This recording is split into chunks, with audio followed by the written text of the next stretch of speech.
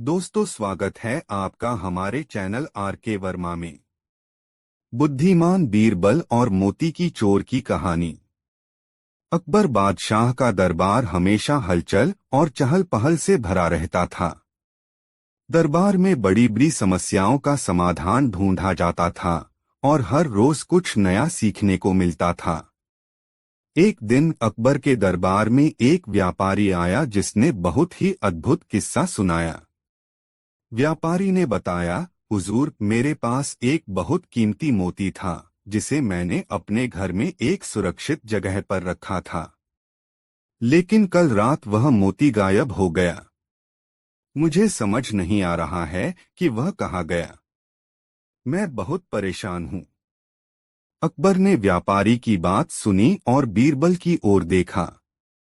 बीरबल, इस समस्या का समाधान तुम ही निकाल सकते हो। बीरबल ने व्यापारी से पूछा, क्या आपके घर में कोई और भी रहता है? व्यापारी ने उत्तर दिया, हाँ, मेरे घर में मेरे परिवार के सदस्य और कुछ नौकर भी रहते हैं। बीरबल ने सभी को दरबार में बुलाने का आदेश दिया। कुछ समय बाद व्यापारी के परिवार के सदस्य और नौकर दरबार में उपस्थित हो गए। बीरबल ने सभी से पूछा, क्या किसी ने मोती को देखा है? सभी ने नामे सिर हिलाया। बीरबल ने अपनी बुद्धिमत्ता का उपयोग करते हुए एक योजना बनाई। बीरबल ने एक बड़ा बर्तन मंगवाया और उसमें पानी भरवा दिया। फिर उन्होंने एक एक करके सभी को बुलाया और कहा, आप सभी को इस पानी में हाथ डालना होगा। अगर किसी के हाथ में मोती है तो वह इस पानी में साफ हो जाएगा। पहले सभी परिवार के सदस्य आए और उन्होंने बर्तन में हाथ डाला, लेकिन कुछ नहीं मिला। फिर नौकरों की बारी आई। जब एक नौकर ने बर्तन में हाथ डाला तो बीरबल ने देखा कि वह नौकर थोड़ा हिचकिचा रहा था। बीरबल ने ध्यान से उसका चेहरा देखा और कहा, तुम्हारे हाथ में क्या है? नौकर ने डरते हुए कहा, कुछ नहीं, हुजूर। बीरबल ने तुरंत उसकी जेब की तलाशी ली और पाया कि उसके पास वही कीमती मोती था। बीरबल ने मोती को व्यापारी को लौटा दिया और नौकर को सजा दी गई। बादशाह अकबर बीरबल की बुद्धिमानी और चालाकी से बहुत प्रभावित हुए और उन्होंने बीरबल को बड़े इनाम से नवाजा। इस कहानी से हमें यह सीखने को मिलता है कि सच्चाई और न्याय की जीत हमेशा होती है और बुद्धिमत्ता और विवेक से किसी भी समस्या का हल निकाला जा सकता है।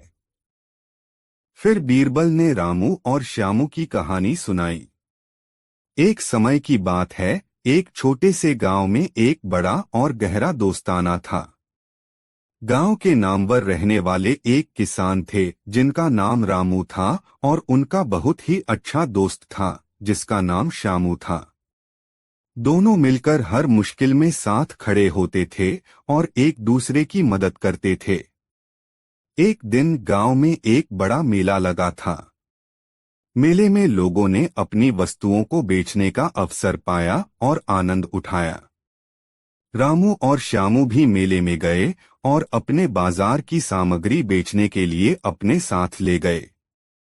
मेले के दौरान एक बहुत ही रामबाण तीर बिक रहा था, जिसे देखकर रामू को यह सोच में पड़ गया कि वह इसे खरीदना चाहता है। लेकिन रामू के पास इतने पैसे नहीं थे कि वह इसे खरीद सके। रामू ने श्यामू को अपनी इच्छा के बारे में बताया, लेकिन श्यामू के पास भी पैसे नहीं थे। फिर भी श्यामू ने रामू को सहायता करने का निर्णय किया। श्यामू ने अपनी बेलन को बेचकर पैसे इकट्ठे किए और उन्होंने रामू को उस तीर को खरीदने के लिए पैसे दिए। रामू को अपने दोस्त की इस उदारता का बहुत ही आभास हुआ और उसने उसे धन्यवाद दिया। मेले के बाद रामू ने वह तीर अपने खेतों में प्रयोग किया और उसने अपनी फसल को सुरक्षित रखा। उसकी फसल का उत्पादन बढ़ गया और उसने अधिक मुनाफा कमाया। इस कहानी से हमें यह सीखने को मिलता है कि अच्छे दोस्त हमेशा हमारे साथ होते हैं और वे हमें मुश्किल समय में सहारा देते हैं। दोस्ती में साझेदारी और बुद्धि के सही उपयोग और सहयोग हमें सफलता की राह में मदद कर सकते हैं। फिर अकबर बादशाह और बीरबल के बीच एक दिन एक दिलचस्प बहस हुई। अकबर ने बीरबल से पूछा, बीरबल, अगर बिना उठाए और बिना रखे कुछ दिखाओ। बीरबल ने थोड़ी देर सोचा और फिर एक आइटम लेकर बादशाह के सामने खड़ा हो गया। बीरबल ने अपने हाथ में एक खाली बर्तन लिया और उसमें आबूबूतन भरकर बादशाह के सामने रख दिया। बादशाह हैरान हो गए और पूछा, बीरबल, यह क्या है? तुमने तो कुछ भरा ही नहीं। बीरबल ने मुस्कुराते हुए जवाब दिया, हाँ हुजूर, यह तो आबूबूतन है। यह वास्तव में दिखाने के लिए है, जो बिना उठाए और बिना रखे दिखाया जा सकता है। बादशाह ने समझा कि बीरबल ने उनकी बहस को हल कर दिया है और वे हंसते हुए इस चुटकुले पर मुस्कुराए। उन्होंने बीरबल की चतुराई को सराहा और उन्हें बड़ा इनाम दिया। इस कहानी से हमें यह सीखने को मिलता है कि जिंदगी में कभी कभी हमें समस्याओं का समाधान तलाशने के लिए अलग अलग दृष्टिकोण और तरीके अपनाने पड़ सकते हैं। बुद्धिमान और विवेकी तरीके से सोचने से हम किसी भी समस्या का सही समाधान निकाल सकते हैं। दोस्तों, वीडियो को एक लाइक जरूर कर दे। फिर बीरबल को एक व्यक्ति ने अपनी एक समस्या सुनाई। बीरबल ने समस्या को सुनते हुए ध्यान से सोचा और फिर बादशाह से अनुमति लेकर दरवाजों के पास जा खड़ा हुआ। उन्होंने सभी दरवाजों के नंबरों को देखा और तत्काल एक सटीक योजना बनाई। बीरबल ने दरवाजों के सामने खड़े होकर बादशाह को बुलाया और कहा, हुजूर, मेरे पास एक तरीका है जिससे हम सही दरवाजा खोल सकते हैं। बादशाह ने बीरबल को अनुमति दी और उनसे समाधान का जवाब मांगा। बीरबल ने बादशाह की इच्छा पूरी की और कहा, हुजूर, सभी दरवाजों के नंबरों का योग करने पर हमें 5050 मिलता है। इसका मतलब है कि सबसे पहले खोलने के लिए हमें दरवाजा नंबर 5050 खोलना है। बादशाह ने बीरबल की युक्ति को समझा और बहुत खुश हुए कि उन्होंने समस्या का सही हल निकाला। बादशाह ने उन्हें एक बड़ा इनाम दिया और सभी मंत्रियों के सामने उनकी प्रशंसा की। इस कहानी से हमें यह सीखने को मिलता है कि बुद्धिमत्ता और युक्तियुक्त सोच हमें हर कठिनाई का समाधान निकालने में मदद कर सकती है। बीरबल की चतुराई और विवेकपूर्ण विचार हमें यह दिखाते हैं कि अक्लमंद और समझदार व्यक्ति हमेशा समस्याओं का सही समाधान निकाल सकता है। दोस्तों, यह वीडियो आपको कैसा लगा कमेंट में जरूर बताएं। बीरबल को उनकी बुद्धिमत्ता और विवेकपूर्ण विचारों के लिए बहुत प्रसिद्ध जाना जाता है। उनकी बुद्धिमत्ता के कई उदाहरण हैं जो हमें जीवन के विभिन्न पहलुओं से सीखने का मार्ग प्रदर्शित करते हैं। बीरबल की बुद्धिमत्ता के कुछ उपयोगी गुण। 1. तार्किक बुद्धि। बीरबल एक अत्यंत तार्किक विचारक थे जो समस्याओं को गहराई से समझते थे और समाधान निकालने के लिए विवेकपूर्ण तरीके से सोचते थे। उनकी तार्किक बुद्धि राजा अकबर के दरबार में अनेक मुश्किल समस्याओं के हल निकालने में मददगार साबित हुई।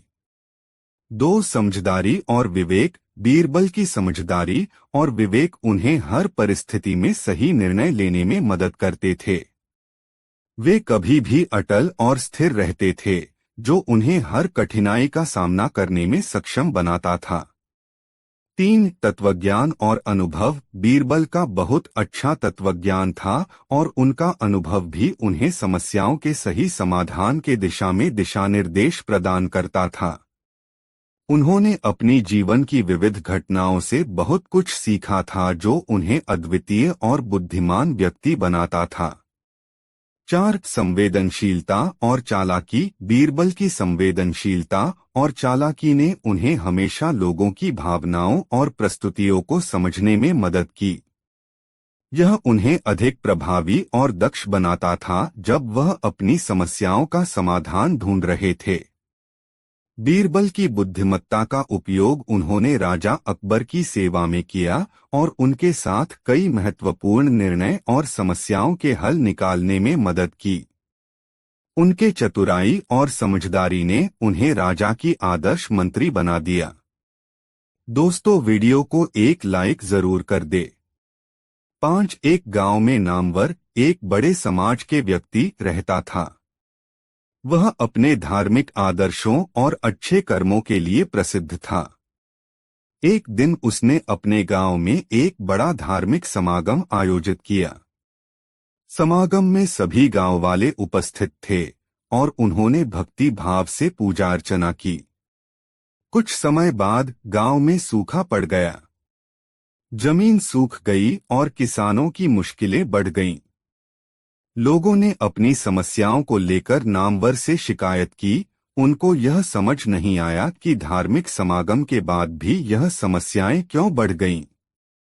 इस समस्या को लेकर बहुत सोच विचार करने के बाद गांव वालों ने राजा अकबर से मिलने का निर्णय लिया। राजा अकबर ने बीरबल से पूछा, बीरबल, इस समस्या का समाधान तुम्हारे पास है? बीरबल ने ध्यान से सुना और फिर गांव वालों के साथ गांव के प्रमुख के पास चले गए।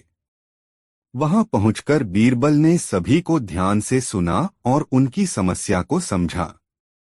बीरबल ने बातचीत करते हुए यह जाना कि धार्मिक समागम का आयोजन करने वाले ने अपनी संपत्ति और साधनों का उपयोग समाज के लिए क्यों नहीं किया।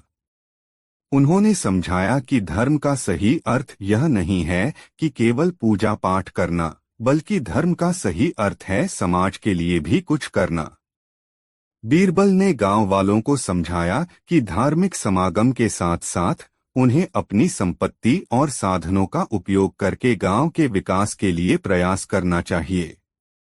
गांव के प्रमुख ने इसे समझा और उसने गांव वालों को एकत्रित किया। गांव वालों ने मिलकर एक साथ काम किया, साधनों का उपयोग करके नल जल योजनाओं को संभाला और गांव के किसानों को समर्थन प्रदान किया। इससे गांव की स्थिति में सुधार हुआ और सभी ने इस बात का एहसास किया कि असली धार्मिकता यही है, सामाजिक कर्तव्यों का निर्वहन। इस कथा से सभी ने सीखा कि धार्मिकता का सही अर्थ है समाज की सेवा करना और उसका विकास करना। दोस्तों, वीडियो को एक लाइक जरूर कर दे। 4 एक बार शहंशाह अकबर के दरबार में बहुत ही अजीब मुकदमा आया, जिसने सभी को सोचने पर मजबूर कर दिया। हुआ यूं कि बादशाह अकबर के दरबार में 2 महिलाएं रोती हुई पहुंची। उनके साथ में लगभग 2 या 3 साल का सुंदर सा बच्चा भी था। दोनों महिलाएं लगातार रो रही थीं और साथ ही दावा कर रही थीं कि बच्चा उनका है। अब समस्या ये थी कि दोनों शहर के बाहर रहती थीं, जिस कारण उन्हें कोई नहीं जाता था। इसलिए यह बताना मुश्किल था कि उस नन्हे से बच्चे की असली मां कौन है। अब अकबर बादशाह के सामने मुसीबत आ गई कि न्याय कैसे करें और बच्चा किसको दें। इस बारे में उन्होंने एक एक करके सभी दरबारियों की राय ली, लेकिन कोई भी इस गुत्थी को नहीं सुलझा सका और तभी बीरबल दरबार में पहुंच गए। बीरबल को देखकर बादशाह अकबर की आंखों में मानो चमक आ गई हो। बीरबल के आते ही अकबर ने इस समस्या के बारे में उन्हें बताया। अकबर ने बीरबल से कहा कि अब तुम ही इस समस्या का समाधान करो। बीरबल कुछ सोचते रहे और फिर जल्लाद को बुलाने के लिए कहा। जल्लाद के आते ही बीरबल ने बच्चे को एक जगह बैठा दिया और कहा, एक काम करते हैं, इस बच्चे के 2 टुकड़े कर देते हैं। एक एक टुकड़ा दोनों माओं को दे देंगे। अगर इन दोनों महिलाओं में से किसी एक को यह बात मंजूर नहीं है तो जल्लाद उस महिला के 2 टुकड़े कर देगा। यह बात सुनते ही उनमें से एक महिला बच्चे के टुकड़े करने की बात मान गई और बोली कि उसे आदेश मंजूर है। वह बच्चे के टुकड़े को लेकर चली जाएगी, लेकिन दूसरी महिला बिलख बिलख कर रोने लगी और बोलने लगी, मुझे बच्चा नहीं चाहिए। मेरे 2 टुकड़े कर दो, लेकिन बच्चे को मत काटो। यह बच्चा दूसरी महिला को दे दें। यह देखकर सभी दरबारी मानने लगे कि जो महिला डर की वजह से रो रही है वही दोषी है। लेकिन तभी बीरबल ने कहा कि जो महिला बच्चे के टुकड़े करने के लिए तैयार है उसे कैद कर लो, वही मुजरिम है। इस बात को सुनकर वह महिला रोने लगी और माफी मांगने लगी, लेकिन बादशाह अकबर ने उसे जेल में डलवा दिया। बाद में अकबर ने बीरबल से पूछा कि तुमको कैसे पता चला कि असली माँ कौन है। तब बीरबल ने मुस्कुराते हुए कहा, महाराज, माँ सारी मुसीबतों को अपने सिर पर ले लेती है, लेकिन बच्चे पर आंच भी नहीं आने देती, और यही हुआ। इससे पता चल गया कि असली माँ वह है जो खुद के टुकड़े करवाने के लिए तैयार है, लेकिन बच्चे के नहीं। बीरबल की बात सुनकर बादशाह अकबर एक बार फिर बीरबल की बुद्धि के कायल हो गए। कहानी से सीख, हमें कभी भी किसी दूसरे की चीज पर अपना हक नहीं जताना चाहिए। साथ ही हमेशा सच्चाई की ही जीत होती है और समझदारी से काम लेने पर हर समस्या का हल निकल आता है। दोस्तों, वीडियो को लाइक जरूर कर दे। 5 बादशाह अकबर अपनी बेगम से किसी बात पर नाराज हो गए। नाराजगी इतनी बढ़ गई कि उन्हें बेगम को मायके जाने को कह दिया। बेगम ने सोचा कि शायद बादशाह ने गुस्से में ऐसा कहा है, इसलिए वह मायके नहीं गईं। जब बादशाह ने देखा कि बेगम अभी तक मायके नहीं गई हैं, तो उन्होंने गुस्से में कहा, तुम अभी तक यहीं हो गई नहीं, सुबह होते ही अपने मायके चली जाना, वरना अच्छा न होगा। तुम चाहो तो अपनी मनपसंद चीज साथ ले जा सकती हो। बेगम सिसक कर जनान खाने में चली गईं। वहां जाकर उसने बीरबल को बुलाया। बीरबल बेगम के सामने पेश हो गया। बेगम ने बादशाह की नाराजगी के बारे में बताया और उनके हुक्म को भी बता दिया। बेगम साहिबा, अगर बादशाह ने हुक्म दिया है तो जाना ही पड़ेगा, और अपनी मनपसंद चीज ले जाने की बाबत जैसा मैं कहता हूँ वैसा ही करें, बादशाह की नाराजगी भी दूर हो जाएगी। बेगम ने बीरबल से कहे अनुसार बादशाह को रात में नींद की दवा दे दी और उन्हें नींद में ही पालकी में डालकर अपने साथ मायके ले आई और एक सुसज्जित शयनकक्ष में सुला दिया। जब बादशाह की नींद खुली तो स्वयं को अनजाने स्थान पर पाकर हैरान हो गए। पुकारा, कोई है? उनकी बेगम साहिबा उपस्थित हुई। बेगम को वहां देखकर वे समझ गए कि वे अपनी ससुराल में हैं। उन्होंने गुस्से से पूछा, तुम हमें भी यहाँ ले आई, इतनी बड़ी गुस्ताखी कर डाली। मेरे सरताज, आपने ही तो कहा था कि अपनी मनपसंद चीज ले जाना, इसलिए आपको ले आई। यह सुनकर बादशाह का गुस्सा जाता रहा। मुस्कुराकर बोले, जरूर तुम्हें यह तरकीब बीरबल ने ही बताई होगी।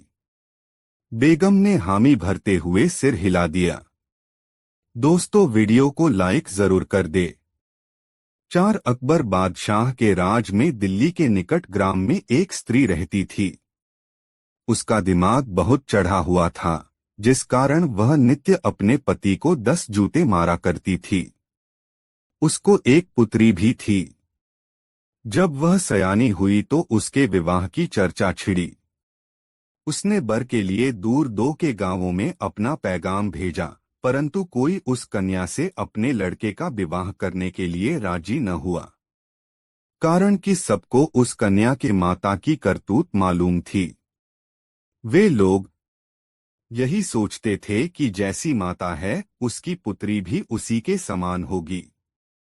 उन दिनों भगवान की कृपा से बीरबल की बड़ी ख्याति हो रही थी, जिस कारण कितने ही लोग क्या जात क्या परजात भीतर भीतर उससे ईर्ष्या करने लगे।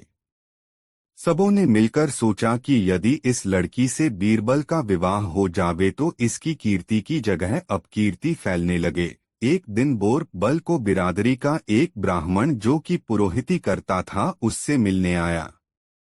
थोड़ी देर तक इधर उधर की बातें कर वह बीरबल से उस लड़की के साथ विवाह करने का आग्रह किया।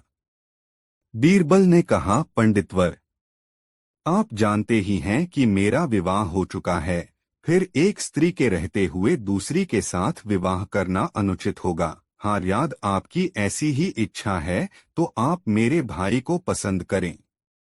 वह काशी जी पढ़ने गया है, मैं उसका विवाह करने के लिए तैयार हूँ। पुरोहित की मंशा वर आई, बीरबल नहीं तो उसका भाई ही सही। घर में अशांति होने से बीरबल को भी कष्ट होगा। ऐसी पक्की धारणा बनाकर वह रामबाई के घर पहुंचा। वहां की अजीब हालत थी। रामबाई पतिदेव के मस्तक पर 9 जूता चढ़ा चुकी थी। 10वें के लिए भी तैयार थी। इसी बीच पुरोहित जी उसके मकान में दाखिल हुए और हैं हैं ह करके उसे रोकना चाहा, परंतु वह उल्टा भला कब मानने वाली थी। अपना 10वां जूता भी बेचारे पति को जड़कर ही शांत हुई। जब उसका मिजाज कुछ ठिकाने आया तो उसने पुरोहित के आने का कारण पूछा। पुरोहित बीरबल का नाम लेकर बोला, मैं तुम्हारी लड़की की शादी के लिए एक वर देख आया हूँ। लड़का काशी में पढ़ रहा है, केवल तुम्हारी अनुमति की देर थी। यदि कहो तो विवाह निश्चित किया जाए। रामबाई पुरोहित से बड़ी प्रसन्न हुई और उसका आदर सत्कार कर बोली, मुझे मंजूर है, आप जाकर पक्का कराइए। पुरोहित जी फिर उल्टे पांव बीरबल के पास पहुंचे और दोनों पक्ष को राजी कर रामबाई की कन्या और बीरबल के छोटे भाई की शादी पक्की कर दी।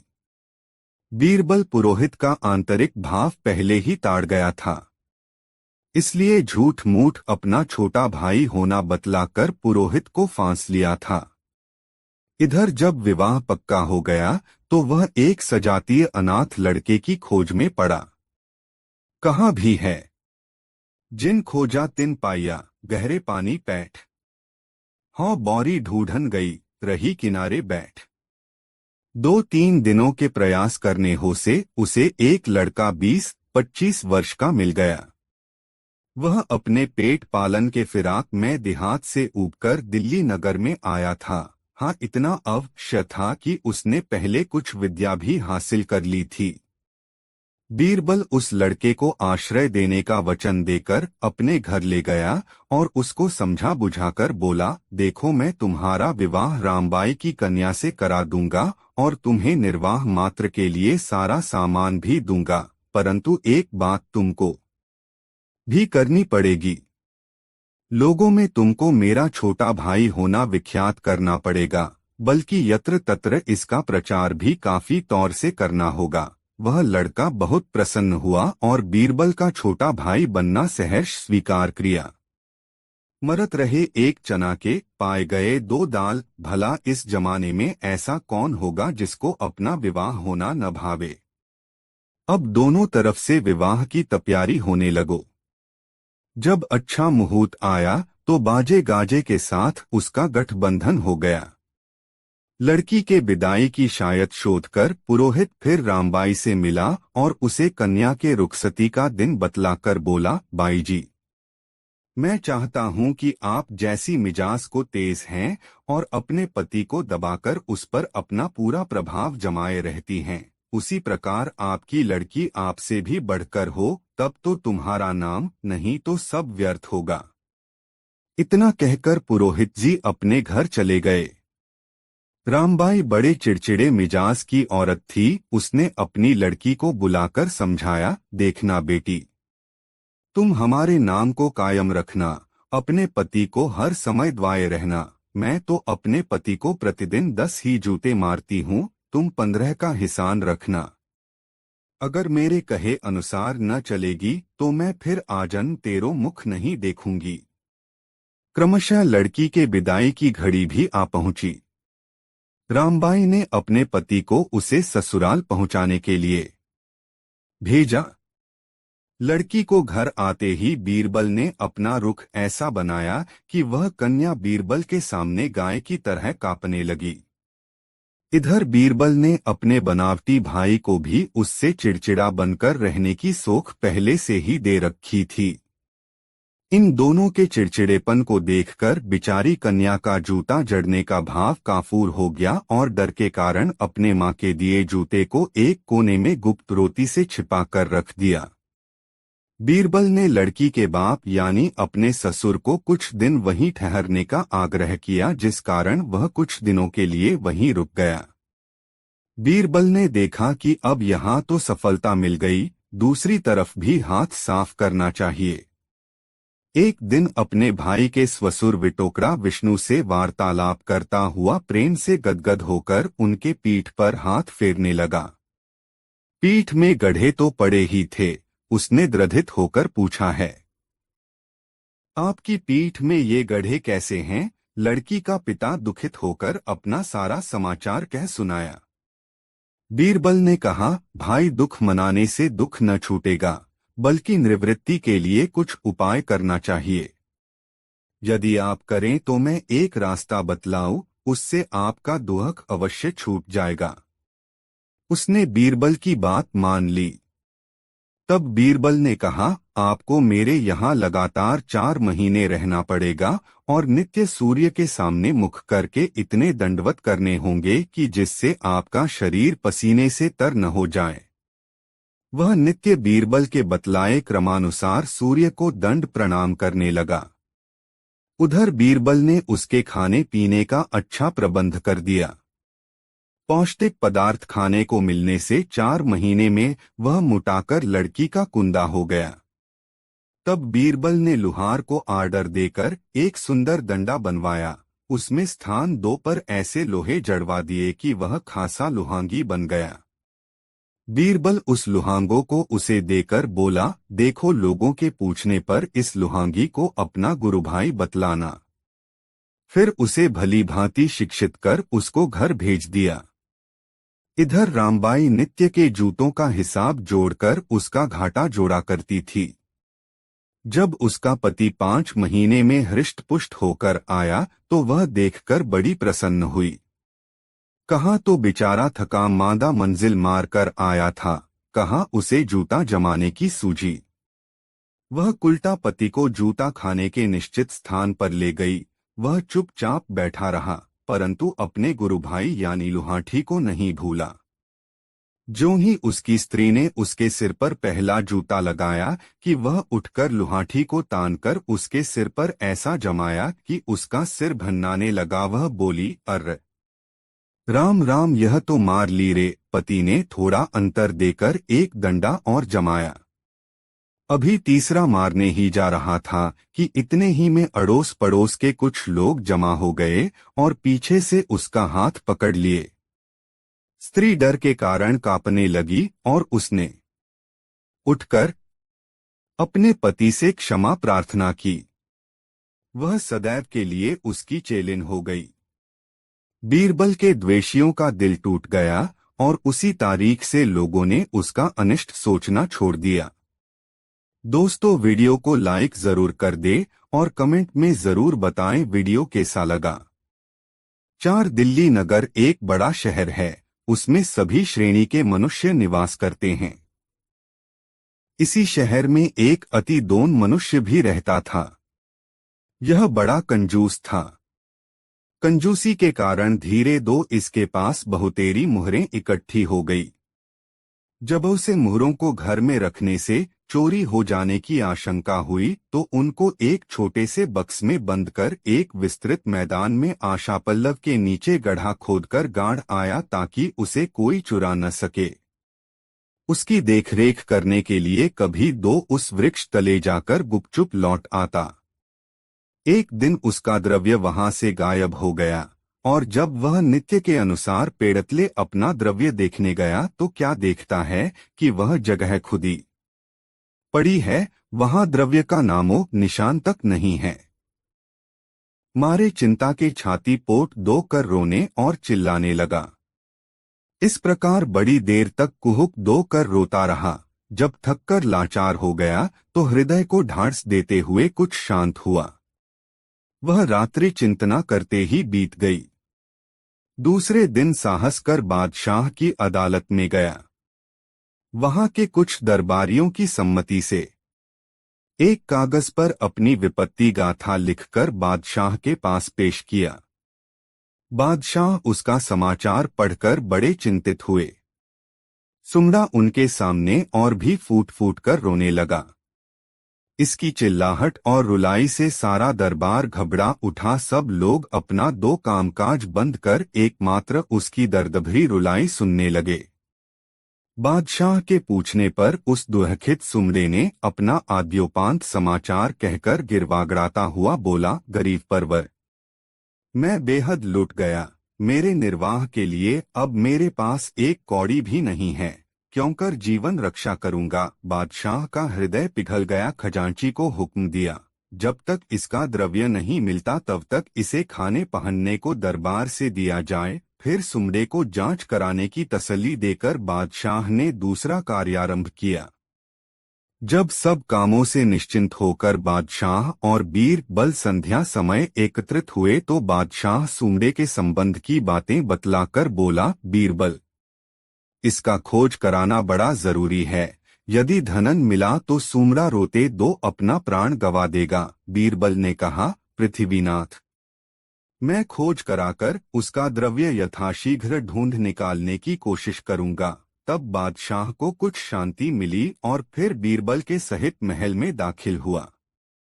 वे एक अलग कमरे में बैठकर आपस में गुप्त परामर्श करने लगे। कुछ देर बाद बीरबल को एक युक्ति सूझी और वह उसे बादशाह से कहकर सुनाया। उसकी युक्ति से बादशाह भी सहमत हो गया और उसे तत्क्षण कार्यान्वित करने के लिए बीरबल को आज्ञा दी। बीरबल का कार्यारंभ हुआ। वह बहुतेरे वैद्य हकीमों को बुलावा भेजा। जब वे आए तो उनसे पूछा, आपको जड़ी बूटियों का हाल भली भांति मालूम है? यदि न भी मालूम हो तो एक हफ्ते में छानबीन कर बतलावे कि आशा पल्लव की पत्तियां और उसकी जड़ किन किन दवाओं में काम आती है। बीरबल की आज्ञा मानकर सब वैद्य लौट गए और घर पहुंचकर उसके अनुसंधान में यथाशक्य कोशिश करने लगे। जब सप्ताह का अंतिम दिन आया तो अपनी अपनी सम्मति देने के लिए दरबार में उपस्थित हुए। सबों ने अपनी खोज का पृथक दो वर्णन किया, परंतु बीरबल के मतलब की बात किसी ने नहीं बतलाई। तब उनमें से एक सर्वश्रेष्ठ वैद्य बोला, दीवान जी, आपकी आज्ञानुसार मैंने भी अपने भरसक अनुसंधान किया है। बड़ी खोजबीन के पश्चात मुझे निघंटु से एक बात मिली है। सुश्रुत और निघंटु में लिखा है कि आशा पल्लव के पत्ते का चूर्ण बनाकर देने से पीलिया रोग वाले को तत्काल आरोग्य लाभ होता है और जलंधर वाले रोगी को इसकी जड़ की धुनी देने से जलंधर का रोग जड़ से जाता रहता है। बीरबल ने पूछा, क्या आप बतला सकते हैं कि इस महीने के अंतर्गत कितने लोग जलंधर के रोग से ग्रसित हुए थे और उससे बचने के लिए उन रोगियों ने किन किन औषधियों का सेवन किया था? इसका ठीक 2 अनुसंधान कर आप लोग पुनः एक हफ्ते के बाद मुझसे मिलें और सारी बातों का पूरा 2 रिपोर्ट दें। वैद्यों ने घर पहुंचकर हर प्रकार से खोजबीन कर 8वें दिन फिर दरबार में उपस्थित हुए। एक वैद्य ने कहा, पृथ्वीनाथ, इस मास में केवल 4 रोगियों की दवा की गई थी, जिसमें एक रोगी को आशा पल्लव के जड़ की धुनी से आरोग्य लाभ हुआ था। तब बीरबल ने पुनः प्रश्न किया, अच्छी बात है, अब बतलावो कि इसकी जड़ तुम लोग कहाँ से लाए थे। ध्यान रहे कि झूठ बोलने वाले को कठिन दंड दिया जाएगा। बीरबल की ऐसी सख्ती देखकर विचारे वैद्यों के रोंगटे खड़े हो गए। उनमें से एक, जो आशा पल्लव के जड़ का इस्तेमाल किए था, डरकर बोला, महाशय जी, मेरा नौकर उसको जंगल से खोद लाया था। मेरा अपराध क्षमा किया जाए, आगे फिर ऐसा न करूंगा। बीरबल बोला, पहले उस नौकर को उपस्थित करो, फिर जैसा होगा उस पर आगे विचार किया जाएगा। वैद्य ने उसका पता ठिकाना बतला दिया। तब एक अर्दली को भेजकर उसे बुलवाया गया। नौकर तुरंत हाजिर हुआ। बीरबल ने पूछा, क्या तू आशा पल्लव के वृक्ष को पहचानता है? नौकर ने उत्तर दिया, बेशक। गरीब परवर उसे मैं बखूबी पहचानता हूं। बीरबल, किसी दिन तू वैद्य की आज्ञा से उसका मूल खोद कर लाया था? नौकर, हाँ पृथ्वीनाथ, लाया था। बीरबल भ्रिकुटी चढ़ाकर बोला, क्या उस पेड़ के नीचे गड़ी अशर्फियों को तू ही खोद लाया है? बेहतरी चाहता है तो उन्हें जल्द लाकर उपस्थित कर, नहीं तो अभी तेरी चमड़ी उखाड़ ली जाएगी। नौकर बीरबल की धमकियों में आकर घबरा गया और कांपता हुआ बोला, पृथ्वीनाथ, मेरा अपराध क्षमा किया जाए तो मैं उन अशर्फियों को आपके सामने ला धरूं। बीरबल ने उसे अभयदान दिया। वह अपने घर जाकर सारी अशर्फियां उठा लाया। बीरबल अशर्फियों को देखकर भीतर भीतर बड़ा प्रसन्न हुआ और उन अशर्फियों को मट्टी चूस के हवाले कर विदा किया। बेचारे वैद्य छोड़ दिए गए। दोस्तों, वीडियो को लाइक जरूर कर दे।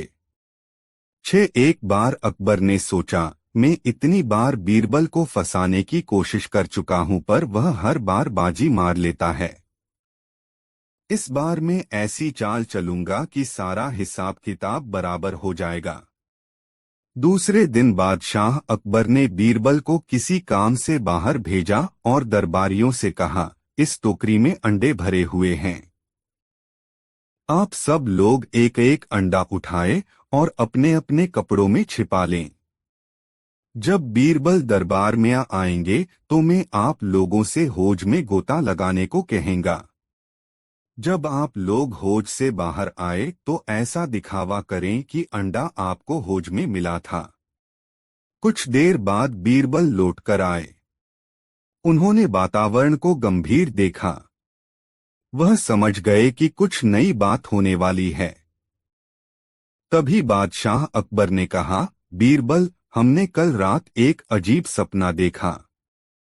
सपने में हमें अपने दरबारियों की योग्यता जांचने का नया तरीका सूझा है।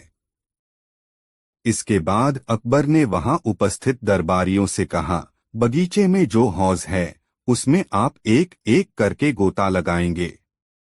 जी खरे आदमी हैं, उन्हें वहां एक एक अंडा मिलेगा। यदि कोई आदमी अंडा लिए बिना बाहर आया तो समझा जाएगा कि वह भरोसे का आदमी नहीं है। अब दरबारियों की समझ में आया कि जहां पनाह बीरबल के पर कतरना चाहते हैं। उन्होंने सोचा, आज बड़ा मजा आएगा।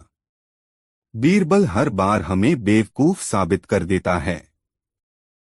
आज उसकी बारी आई है बेवकूफ बनने की। बीरबल की तेज निगाहों ने दरबारियों को कानाफूसी करते हुए देख लिया। उनको समझ में आ रहा था कि बादशाह उन्हें मूर्ख बनाना चाहते हैं।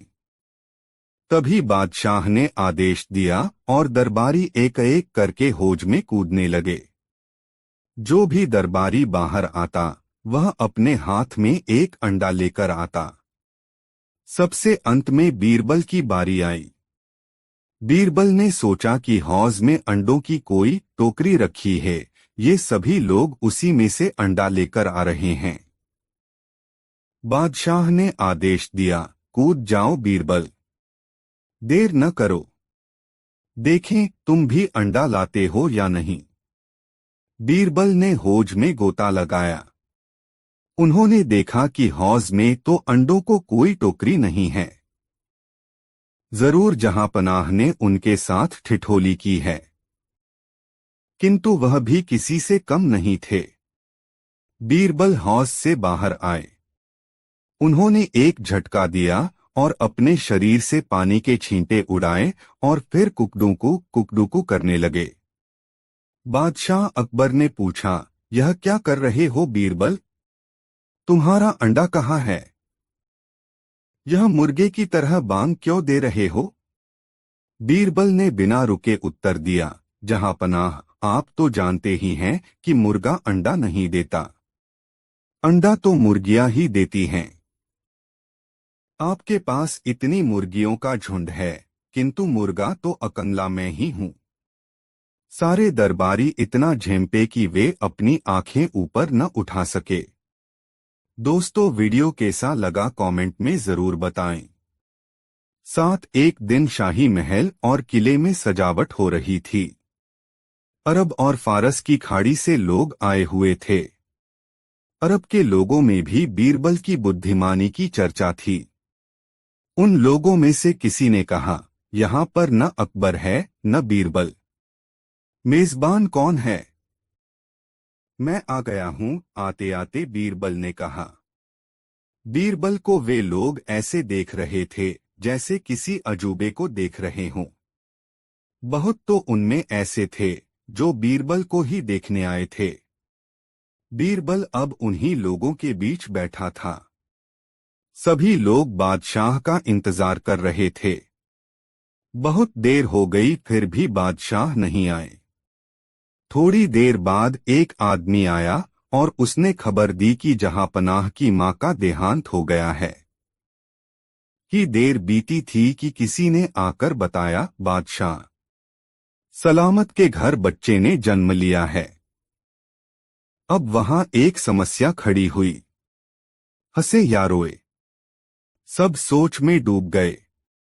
अंत में बीरबल ने कहा, सोचने की बात कुछ नहीं। बादशाह आएंगे ही। अगर वे हंसते हुए आए तो सब हंसेंगे, यदि रोते हुए आए तो सब रोने लगेंगे। जैसा वे करेंगे वैसा ही हम भी करेंगे। समस्या का समाधान हो गया था। सब मिलकर बीरबल की प्रशंसा कर रहे थे। दोस्तों, वीडियो को लाइक करके कमेंट में जरूर बताएं कहानी कैसी लगी। 5 बीरबल की बुद्धिमत्ता एवं हाजिर जवाबी दूर दूर तक मशहूर थी। एक दिन वह बादशाह अकबर के साथ दरबार में बैठे थे। तभी कर चोरों से जब्त की गई चीजों के साथ एक गधा भी दरबार में लाया गया।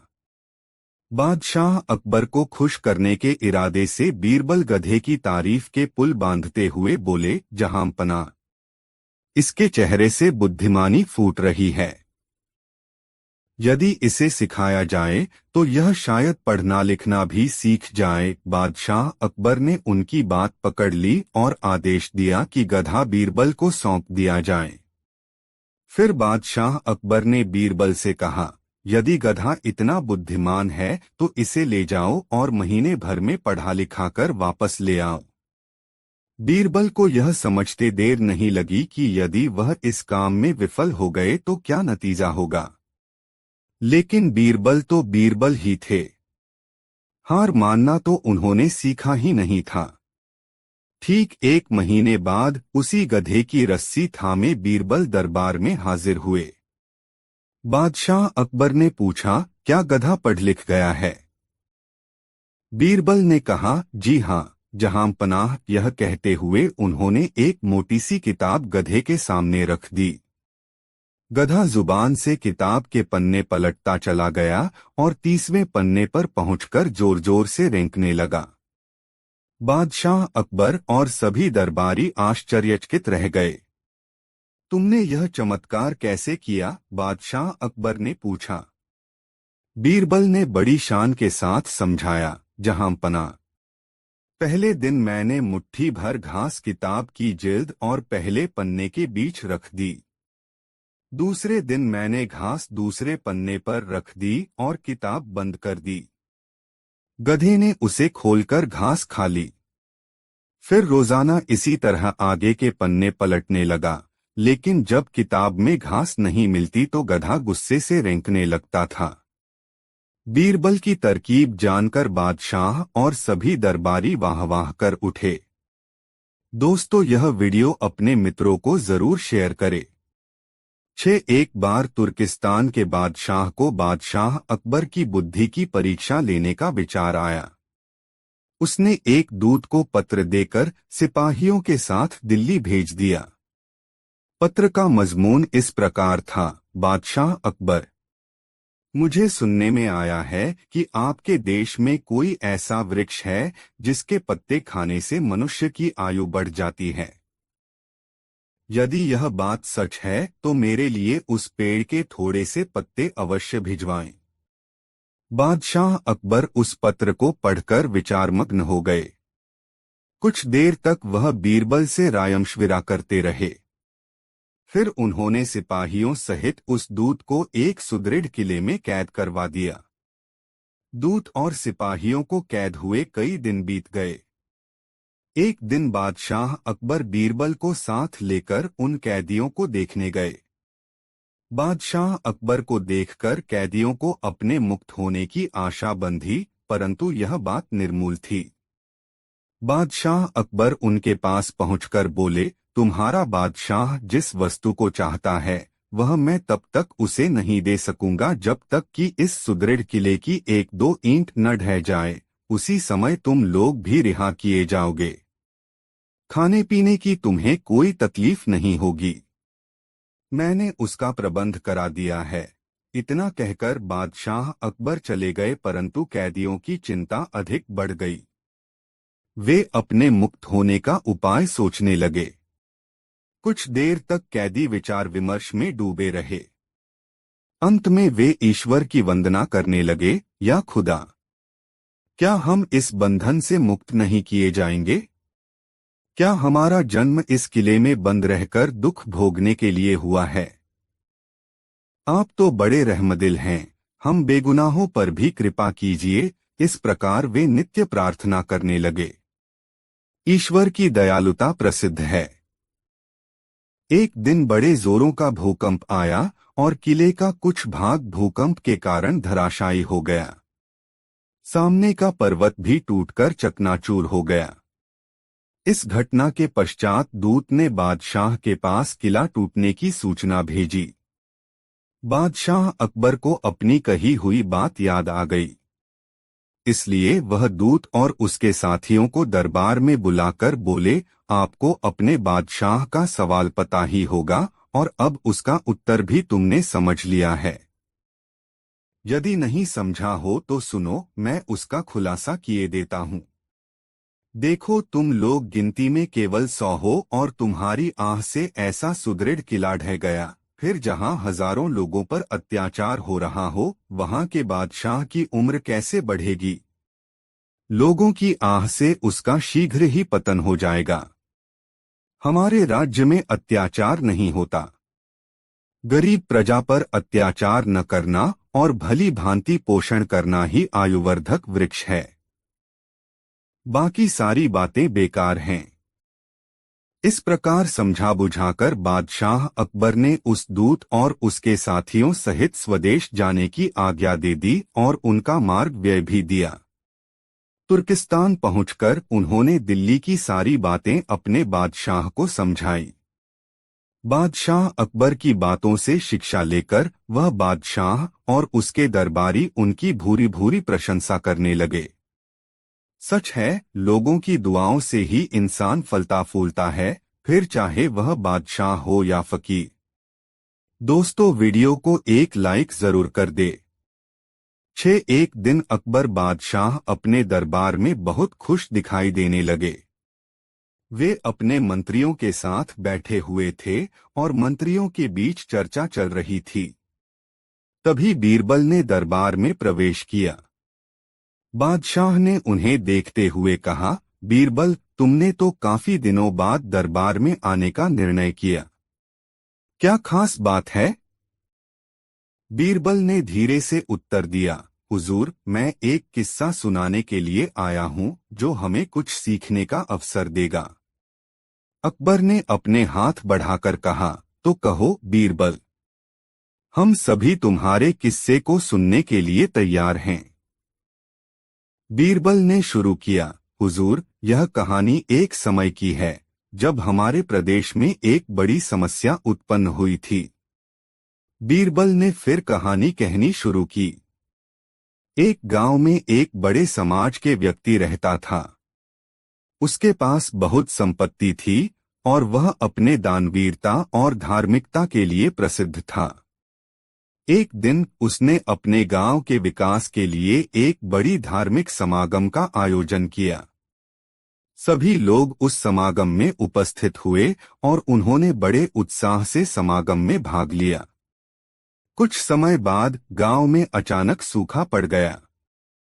बड़े धार्मिक समागम के बाद भी गांव में किसानों की समस्या बढ़ी और लोग प्रदर्शन करने लगे कि क्यों वह ने समाज में धार्मिक समागम का आयोजन किया, जब वह अपने गांव के लिए कुछ करने की बजाय।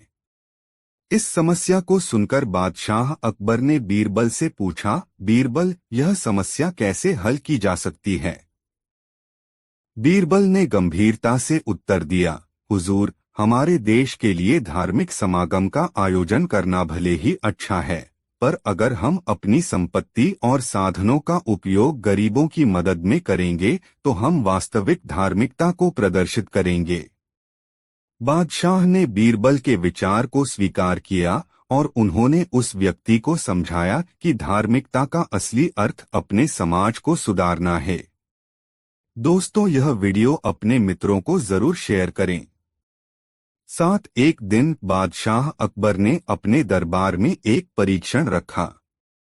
उन्होंने सभी विशाल खजाने को देखा और कहा, जो भी मेरे लिए सबसे अनमोल वस्त्र लाएगा उसे बहुत बड़ा इनाम मिलेगा। सभी मंत्रियों ने बहुत सोच समझकर अपने सबसे शानदार कपड़े लाए, परंतु अकबर ने उन्हें संतुष्ट नहीं किया। बीरबल ने आते हुए उनसे पूछा, समस्या क्या है हुजूर? अकबर बोले, मुझे उसका वस्त्र चाहिए जो किसी भी अन्य वस्त्र से अधिक अनमोल हो। बीरबल ने मुस्कुराते हुए कहा, हुजूर, मैं एक सुझाव देना चाहूं। आइए आपको वह वस्त्र दिखाता हूं जिससे आप पूरी दुनिया को हराने में समर्थ हो जाएंगे।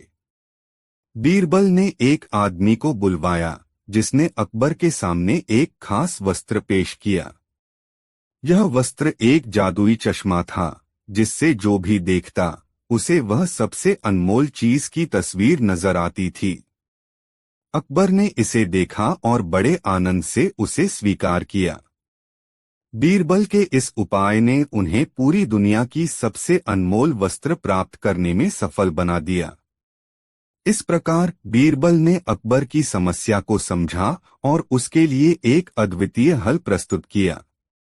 दोस्तों, यह कहानियाँ आपको कैसी लगी कमेंट में ज़रूर बताएं। ऐसी और नई मज़ेदार कहानी सुनने के लिए हमारे चैनल आर के वर्मा को सब्सक्राइब ज़रूर कर ले। वीडियो देखने के लिए धन्यवाद।